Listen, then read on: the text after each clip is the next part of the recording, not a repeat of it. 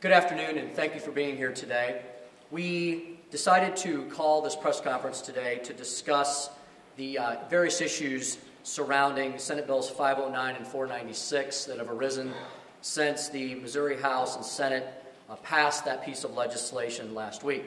The governor has made certain statements regarding the bill, so we decided to explain to everyone that the Missouri House and Senate leadership and the governing Republican majority caucuses in both chambers completely stand behind and continue to support Senate Bills 509 and 496 for a number of reasons. Number one, it has been the priority of both the governing majority of the House and the Senate to provide tax relief for Missourians. One of the major reasons that the voters of this state sent a supermajority of common-sense, fiscally conservative legislators to this General Assembly in November of 2012 was to reduce the size and scope of government, make government operate more efficiently and smarter, reduce tax burdens on hardworking Missourians, make sure that our budget continues to be balanced, protect our AAA bond rating, and attempt to lower economic burdens, tax burdens on Missourians wherever possible. That is generally what nearly all of the members of the governing majority Republican caucus in the Senate and the House ran on. In addition, that is generally what Governor Nixon ran on in 2012 as well. Unfortunately, the governor is obviously not heeding the promises that he made to the electorate back in 2012. Since that time, the Missouri House and the Missouri Senate have passed numerous tax reform and tax reduction bills.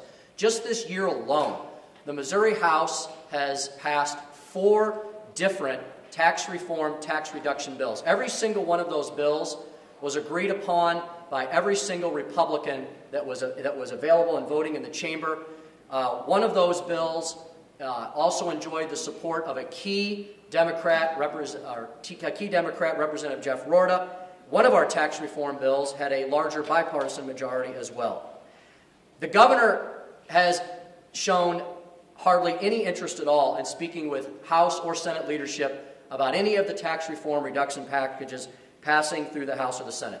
This is the typical lack of leadership we've seen from this governor on many major priorities over the last 6 years. The governor only makes his problems known with legislation after the legislature has worked for months on it, after it has sat on House and Senate calendars for weeks, and only after both bodies have given it final passage. Instead of wanting to engage with this legislature in working on tax reductions for all Missourians, something that the voters sent these large majorities to Jefferson City to do, to create a business climate that will create more growth, opportunity, and prosperity in our state, like many of our bordering states are doing on so many different levels. This governor would rather waste taxpayer resources in flying around the state on his taxpayer-funded airplane, wasting fuel, resources, and time, working everywhere around the state except in Jefferson City, where the policymakers are right now here today, where we're always willing to engage with him on providing tax relief for all Missourians. This governor has made it very clear he does not want tax relief for all Missourians. If the governor is going to veto the bill, I challenge him to veto the bill. Instead of wasting time, fuel, and resources flying around the state talking about how he may veto the bill because of some misperception and misrepresentation he wants to make about the bill. The Missouri House and Senate leadership and the governing Republican majorities in both the House and the Senate are doing everything they can every day to create a good business climate here in the state of Missouri. The priorities we move forward on this year have shown that we understand what it takes to create that good business climate. Reducing tax burdens, working on reforms in many different areas of education, regulation, labor policies, litigation policies. There have been numerous bills that have passed out in both chambers on all of those respects. This governor needs to engage on these key policy areas instead of wasting taxpayer resources outside of this building while we're working hard here for Missourians every single day. I want to thank Senator Dempsey and Senator Kraus for joining us here today at this press conference. The majority leader is here as well as the budget chairman and other key members of the House caucus. I want to thank my Missouri House colleagues for joining and standing with us here today to continue to show our support for Senate Bills 509 and 496. We urge the governor to help us make these become law. We're here to answer any questions. Do you have the votes to override it? You know, until the governor vetoes that, I don't know that we need to consider that question. We hope he does not veto the bill. But if he does veto the bill, we'll have to take a hard look at it. I'm very proud of the fact that every single Republican that was in the House chamber and available to vote last week did vote for the bill, and one Democrat. So I think it's something that we will definitely consider. If the governor does veto... With a financial tax lawyer expert at Washington University in St. Louis saying this would blow a hole of more than half the state's general revenue tax collections, why not, in the days you've got left in the session, just pass a bill that addresses that concern? First of all, that opinion is, in my opinion, is laughable. But we also have other experts who have looked at this and have concluded there's nothing wrong with the bill. In fact, as early as just a few minutes ago, Associated Industries Tax and Policy Committee came out. It's a collection of some of the best tax and lawyers and accountants in the state, and have found that's a very strained interpretation. There is no way, and I say no way, the Supreme Court of Missouri takes the position expounded by the governor. Not even a close call. So we're not going to fix what's now broken.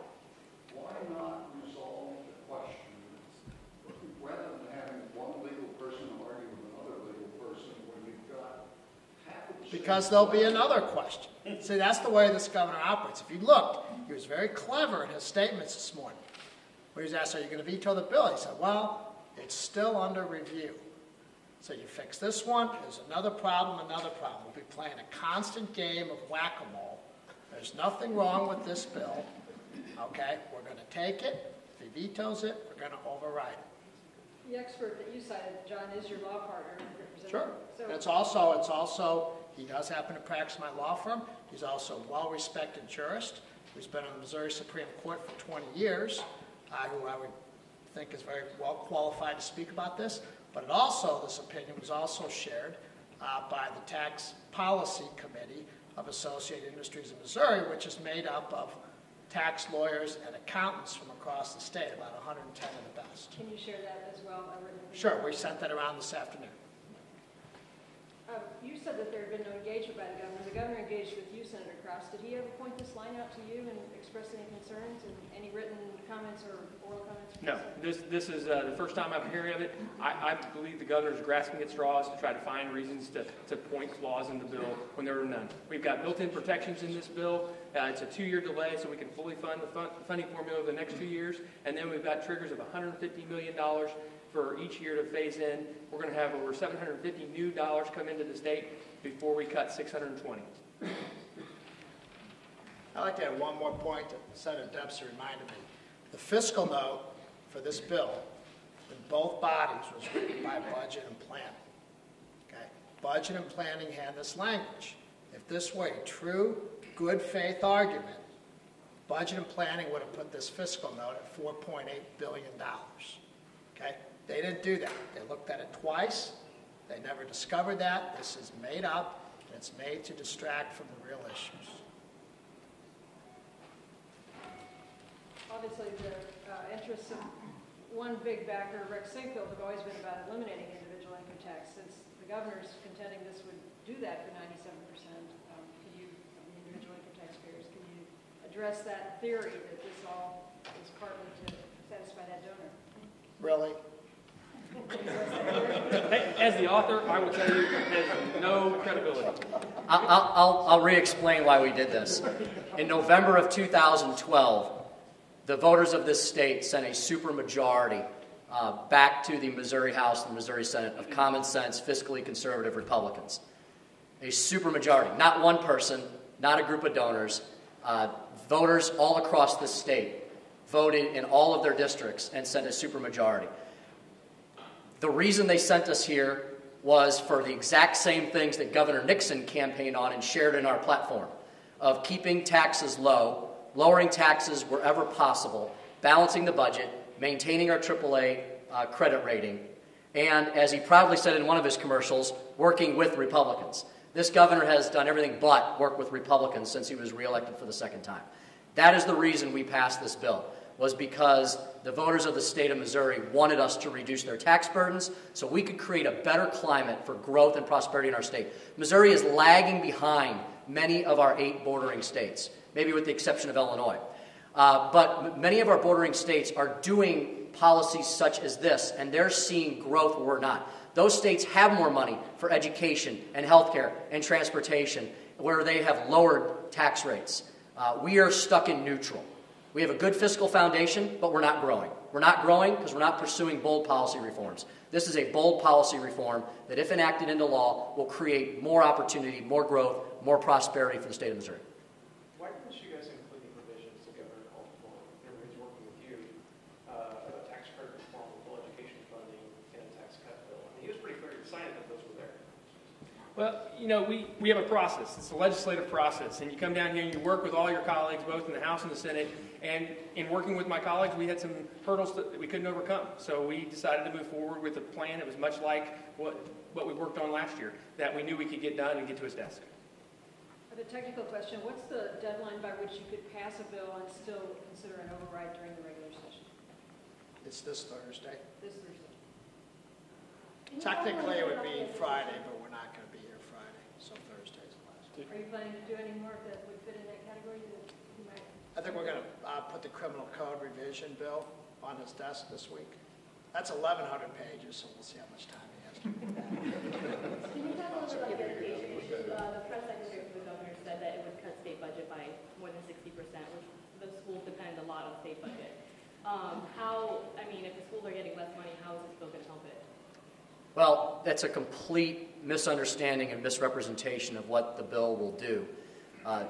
This tax cut will not at all affect the current budget of this fiscal year. This tax cut only goes into effect if revenues increase. So I view this tax cut as a revenue accelerator as much as anything else, because if this cut goes into place, it's going to incentivize business growth and increased revenues here in our state because of the triggers and the mechanisms built into this bill. Unlike some of the things that the governor arguably could have pointed to in the last bill, there is nothing he can point to that is a problem with this bill. He is making a misinterpretation of this bill and arguing it as fact. It's a complete and utter fabrication in his own mind. This bill will do nothing except encourage more growth, investment, and opportunity in the state of Missouri.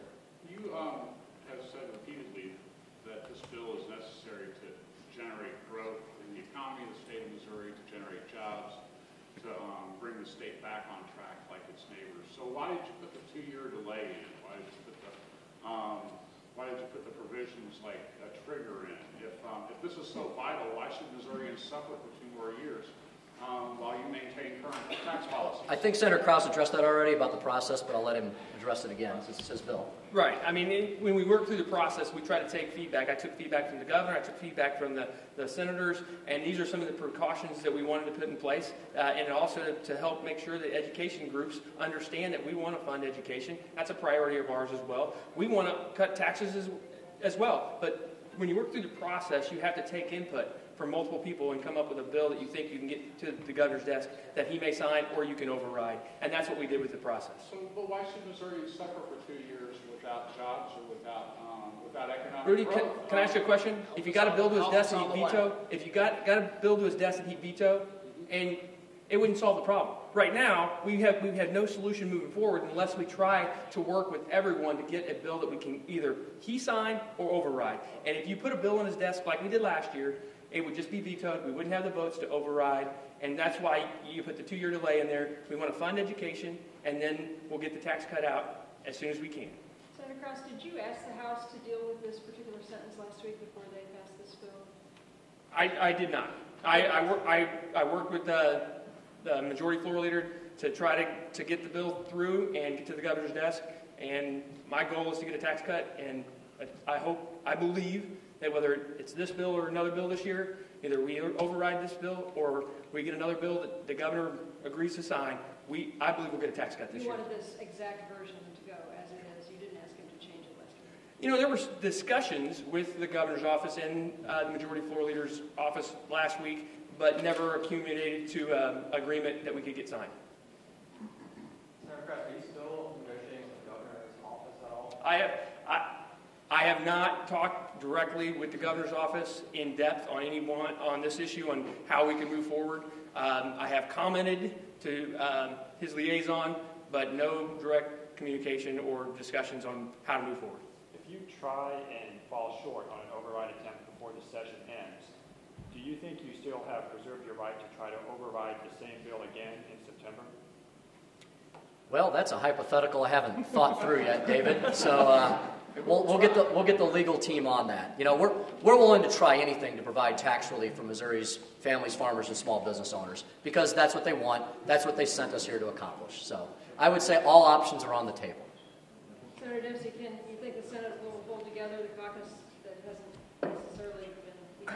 Well, I've stopped trying to guarantee votes on an override in the Senate, but I do think the opportunity for passage or the override is strong in the Senate. We still possess enough members, though we have one vacancy, or there's two vacancies. We lost one Republican.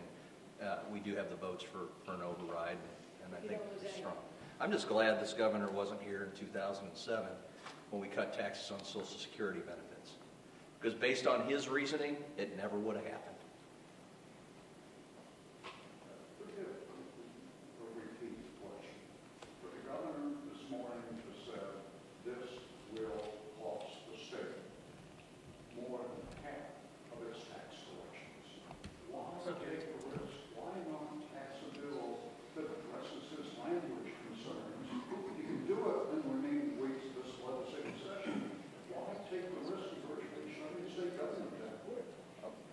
He announced his opposition to the bill about, 2 hours after the House passed it.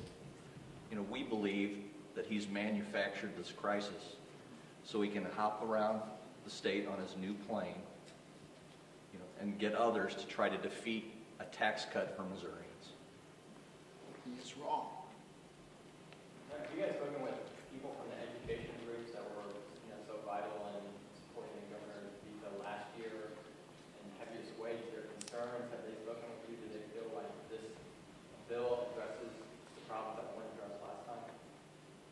I have not specifically, although I feel that their opposition seems to be a lot quieter this time around, so far. So, just to make clear, if any of you felt 10% uncertainty that the governor might be right, is there a level of uncertainty that you have to feel in order to change this bill? I mean, I think he's 100% wrong. Okay. You're absolutely certain. You're absolutely certain. Absolutely certain. There's no way. It's not even a close call that the Supreme Court would take that interpretation. It's a manufactured crisis, as Senator Dempsey said. So I'll throw that question back on the governor. Have the governor say, we'll fix it, and he guarantees he'll sign the bill. You ain't going to get that out of him. We get to see the governor a couple times. I think what we now know is this governor's not interested in signing any legislation that lowers the tax burden on Missourians. That's become abundantly clear. All right. Thank you all very much.